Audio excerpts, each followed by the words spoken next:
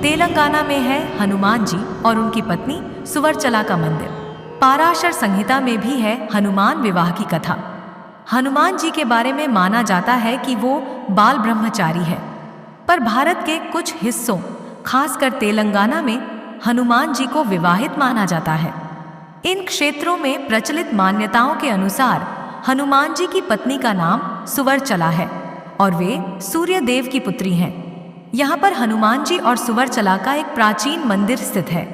इसके अलावा पाराशर संहिता में भी हनुमान जी और सुवर्चला के विवाह की कथा है। हनुमान जी और उनकी पत्नी सुवर्चला। तेलंगाना के खम्मम जिले में है मंदिर। हनुमान जी और उनकी पत्नी सुवर्चला का मंदिर तेलंगाना के खम्मम जिले में है। यह एक प्राचीन मंदिर है।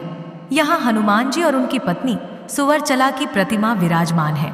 यहाँ की मान्यता है कि जो भी हनुमान जी और उनकी पत्नी के दर्शन करता है, उन भक्तों के वैवाहिक जीवन की सभी परेशानियां दूर हो जाती हैं और पति पत्नी के बीच प्रेम बना रहता है।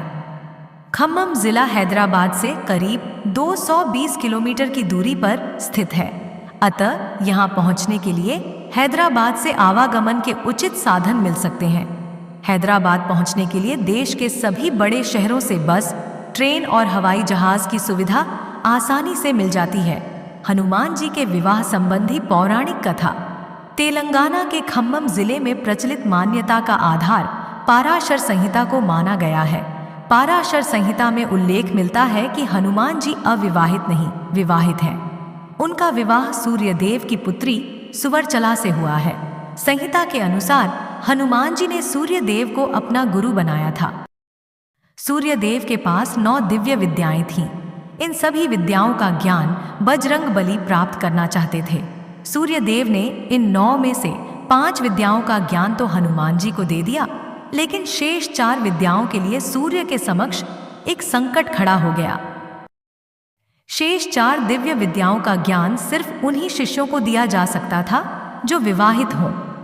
हनुमान जी बाल ब्रह्मचारी थे। इस कारण सूर्यदेव उन्हें शेष 4 विद्याओं का ज्ञान देने में असमर्थ हो गए।